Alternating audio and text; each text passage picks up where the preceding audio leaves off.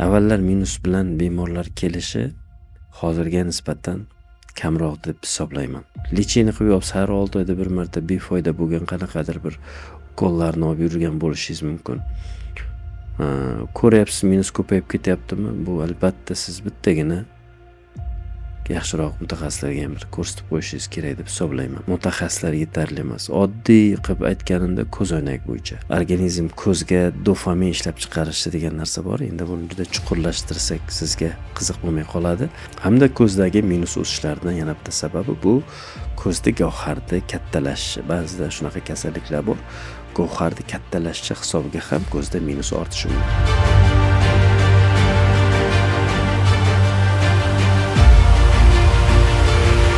Assalomu alaykum azizlar.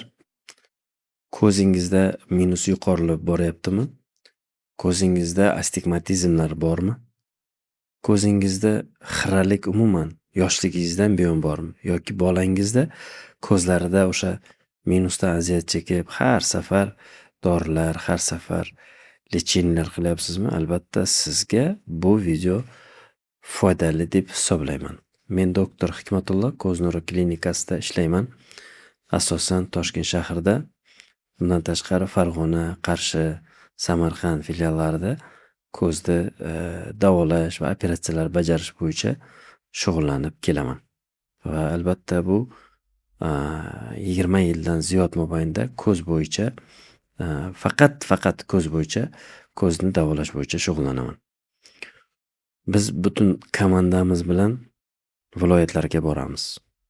Buxoroga, ba'zida Qarshiga, ba'zida Samarqandga, ba'zida Farg'onaga borib bemorlarni o'sha muntazam qabul qilamiz va bu jarayonda albatta Toshkent shahrida ko'plab bemorlarni ko'ramiz.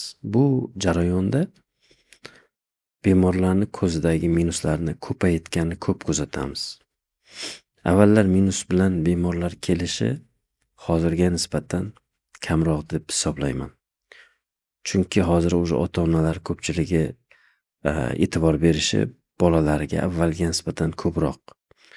Hamda maktablar, bog'chalarga borib osmotrlar o'tkazadigan, tibbiy ko'riklar o'tkaziladigan holatlar ham ko'paydi. Bu yaxshi bu. Bolangizni tekshiruvdan o'tkazasiz, o'zingiz xohlamagan holatda o'sha joyda muassasani o'zi tekshiruvdan o'tkazadi-da, bolangizni ko'rishini xiraligini aniqlaydi va klinikasiga yoki boshqa klinikalarga yuboradi. Bizda shunaqa holatlar ko'p, ya'ni bemorlar keladi, yuborgan bo'ladi kimdir yoki kimdandir eshitib keladi yoki shu mana bu hozirgi ijtimoiy tarmoqlar orqali ko'rib keladigan holatlar juda ham ko'p uchraydi. O'sha ko'rib minusi 10, 15, mana bugun ham bir bemorni ko'rdim, 20 dan oshib ketgan minuslari ota-onani og'riqli nuqtasi bo'lib qoladi. Ayniqsa qiz bola bo'lsin, o'g'il bola bo'lsin, bolasiga qaraganda bolasini ko'zidagi oynani ko'rib har safar ota-onani yuragi og'riydi. Bolam boshqalarda emas, ertaga uylantirishim kerak. Qiz bola topolmayapman, yaxshirog'iga borsam tegmaydi. Qizimni so'ramaydi, achki taqadi deb turib muammo keladi va biz uni yechimi bo'yicha o'tirib batafsil tekshiramiz, davolaymiz, operatsiya qilib beramiz, ko'rishlarni yaxshilab beramiz va ko'pchiligi bizdan xursand bo'lib ketishadi. Lekin shunaqa katta minusgacha olib bormaslikka harakat qilishimiz kerak. O'sha bolani minusi 3 bo'ldi, 4 bo'ldi, 5 bo'ldi, ko'zingiz oldida ko'tarilib boryapti. Lechini qilib yopsa har 6 oyda bir marta befoyda bo'lgan qanaqadir bir ukollarni olib yurgan bo'lishingiz mumkin. Ko'ryapsiz, minus ko'payib ketyaptimi? Bu albatta siz bittagina yaxshiroq mutaxassislarga ham bir ko'rsatib qo'yishingiz kerak deb hisoblayman. Ba'zi holatlarda klinikalarda yetishmovchilik bo'ladi. Minus to'xtatadigan maxsus linzalar bo'lmaydi. Minus to'xtatadigan maxsus ochkilar olishni, tanlashda imkoniyati bo'lmaydi. Chunki masalan biz O'rta Osiyoni oladigan bo'lsak, umuman O'zbekistonda bu narsa juda katta muammo hisoblanadi. Ya'ni minusi oshib ketadiganlarga qaraydigan klinikalarda to'liq jihozlar, to'liq mutaxassislar yetarli emas. Oddiy qilib aytganimda ko'zoynak bo'yicha. Minusni to'xtatadigan maxsus ko'zoynaklar qimmat turadi. Bular ko'pincha Germaniya va Yaponiyani hozir asosiy oynalari bor. 1 oy, 2 oy kutasiz, qimmat turadi. O'sha oynalarni biz zakaz qilib olib keltirib qo'yib beramiz ham. Qimmat narsa. Kimnidir cho'nchak ko'tarmaydi. Cho'nchak ko'taradigan bo'lsa ham doktorga boradi, doktor uni podbor qila olmaydi unaqangi maxsus progressiv oynalarni. Buni optometriya bo'yicha o'sha progressiv minus to'xtatadigan maxsus oynalar bo'yicha, o'rta keratologik linzalar, skleral linzalar bo'yicha mutaxassislar juda kam. Sanoqli deb aytsam bo'ladi. Hattoki u 2000 dan ziyod ko'z doktor bo'lsa, bu soha bo'yicha mutaxassislar yetarli emas. Bizni butun klinikamizda bor yo'g'i 2 ta doktor, yo'q 3 ta doktor, bor yo'g'i 3 ta doktor shu ish bo'yicha shug'ullanadi. Qolgan doktorlar kimdir xirurgiya bilan, kimdir refraksion, kimdir glaukoma, kim katarakta bilan, kimdir vitrialniya bilan, kimdir to'rparda muammolar va boshqa kasalliklar bo'yicha mutaxassisda, lekin mana shu chuqur optometrist bo'lib turib ishlaydigan doktorlar kam. Va bu butun dunyo bo'yicha ham xuddi shunday hisoblanadi. O'zbekiston ham xuddi shunday. Optikalarga borsangiz, unaqangi qimmat oynalar tanlaydigan doktorning o'zi yo'q. Chunki ko'pchilik yosh doktorlarni qo'yib qo'yishadi optikalarga, yosh katta bo'lgan, unaqangi bilimli bo'lgan ko'z doktorlari optikalarda ishlamaydi. Yosh katta doktorlar bunaqangi oynalar haqida ma'lumotga ham ega emas. Bu rivojlanishda endi hozir masalan aytsak, iPhone 17 desak, iPhone 17 ning funksiyalarini kim yaxshiroq biladi?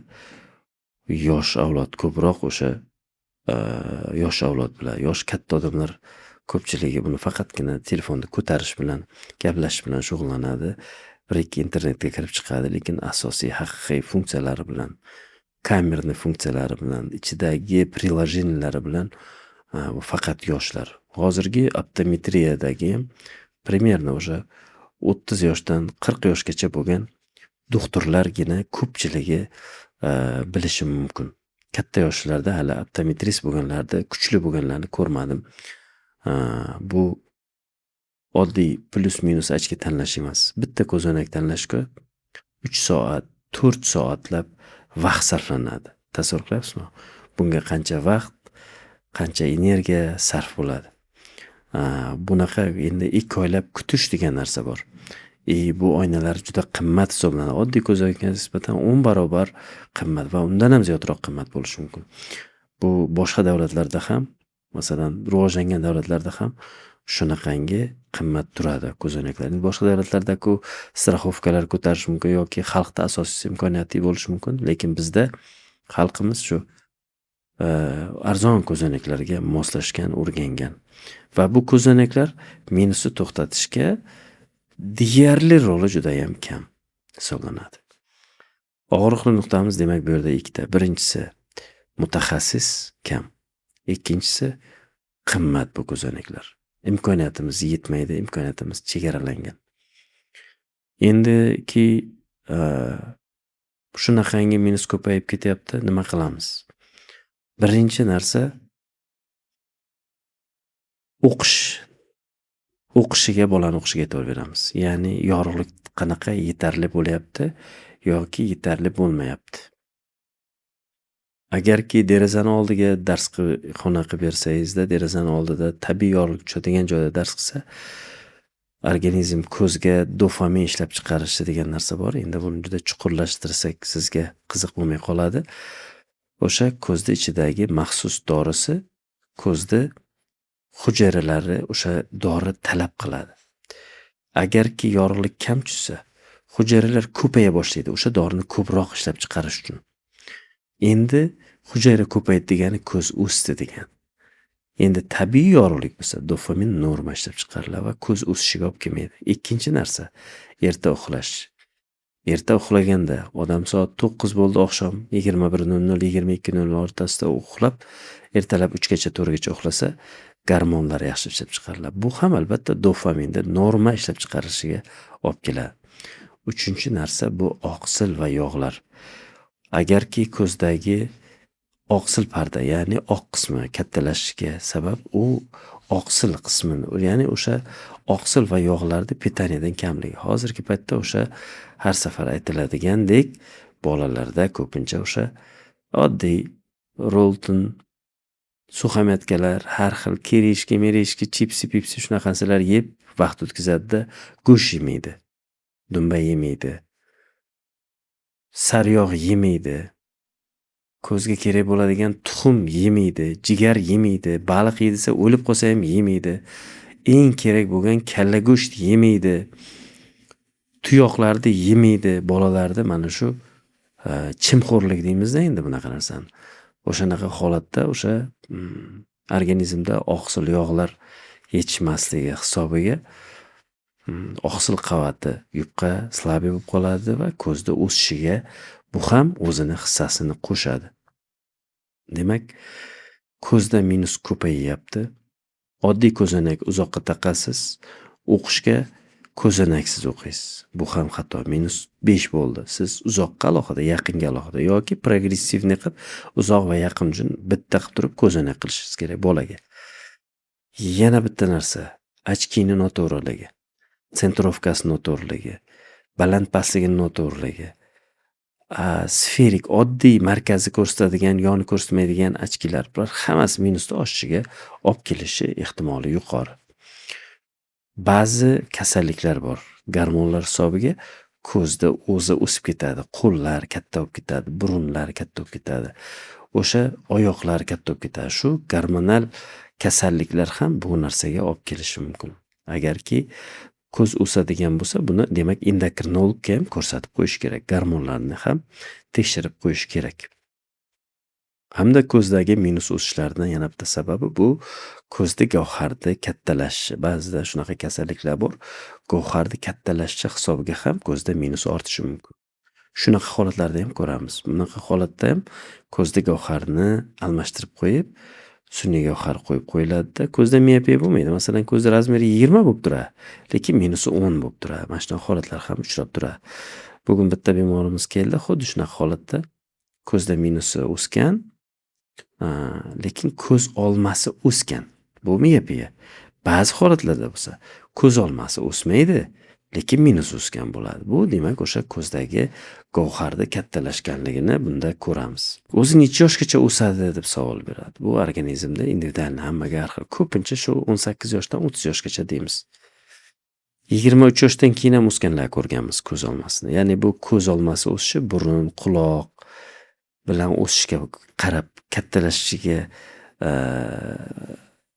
holatlarda, masalan, burningiz kattalashishi mumkin 30 yoshgacha, to'g'rimi? Ko'z, quloq, hammasi a'zo kattalashi mumkin. Ko'z olmasi ham asosiy o'sishi 18 yoshgacha o'sib bo'ladi, lekin ba'zi holatlarda o'sha 18 yoshdan keyin ham ko'z olmasining kattalashganligini kuzatgan holatlarimiz bo'ladi. Ayniqsa hozirgi o'sha eng dietani ko'p qilib, ozg'in bo'lishga harakat qilib, ovqatlarni, dietani juda mahkam ushlaydigan o'g'il-qizlarimizda ham bu holatda uchrab turadi.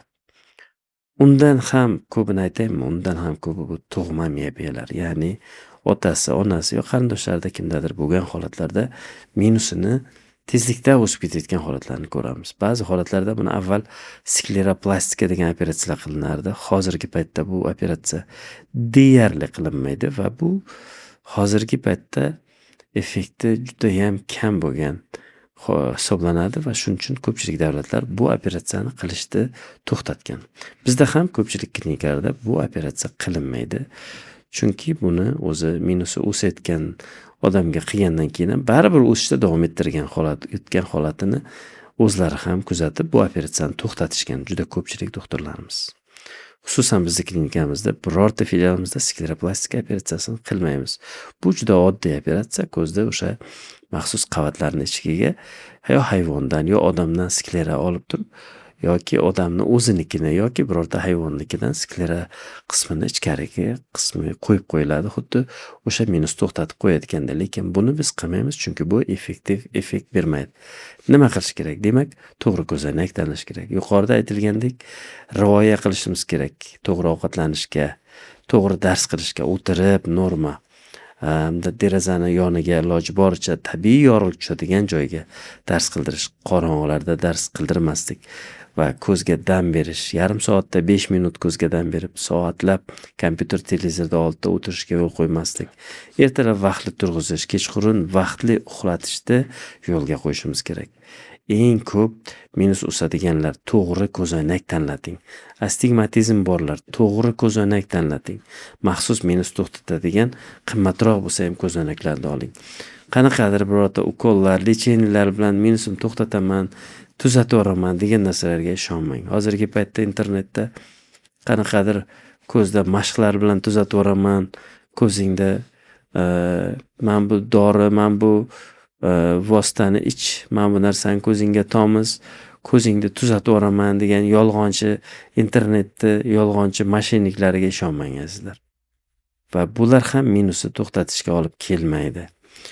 Eng to'g'ri yo'l ko'zga mashqlar qilish kerak. Qanaqa mashqlar deysizmi? Albatta kommentariyada mashq deb yozing. Sizga bu mashqlarni tashlab qo'yamiz va bu mashqlarni uyingizda bajaring azizlar.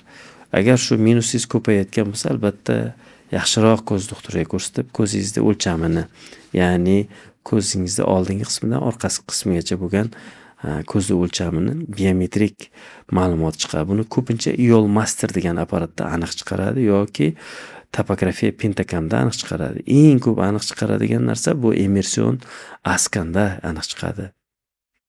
Biometriya apparatlarida juda ko'pchiligida bu o'lcham aniq o'lchanadi va siz har doim o'shani 6 oyda bir marta takrorlab ko'zingizni o'lchami, bolangizni ko'zini o'lchami haqida ma'lumotga ega bo'lib yuring. Chunki shunaqa holatlar borki, o'shanga qarab, ko'zda o'sishiga qarab turib shu apparatlarda aniqlashingiz mumkin. Ba'zi holatlar bo'ladi, minus ko'paygan bo'ladi, lekin ko'zga maxsus ko'zda dam oldiradigan Atropine yoki Midrimax yoki Midax degan yoki shu tomchilarni tomizgandan keyin ko'zda minusi haqiqiysi qora chiqqandan keyin chiqadi. Ba'zilar o'shana holatda Midoptik yoki Phenylphrin yoki Irifrin degan tomchilar besamar dorilarni uyga yozib berishadi. Unaqa dorilarni ishlatmang. Bu ko'zda qorachiqni kengaytiradi, lekin spazmga ta'sir qilmaydi. O'shaning uchun azizlar, demak Midoptik, Phenylphrin bor bo'lgan, Irifrin, Mezaton bu dorilar mutlaq foydasiz bo'lgan dorilar hisoblanadi sizga. Uni ishlatmang. Ko'z doktorida litsenziyasi bo'lgan ko'z doktorlarida hammasida emas, o'sha Midrimax, Midax degan dorilar bor. O'sha dorilar bilan ko'zga dam berib, ko'zni qorachiqni kengaytirib ko'zga dam beradi doktorlar. Bizda ishxonalarimizda bunday litsenziyamiz bor va biz buni ishlatamiz bu dorini, chunki bular aptekada sotilmaydi azizlar. O'sha bilan ko'zdagi charchoqni olinadi va haqiqiy minusiz keltirib chiqaradi.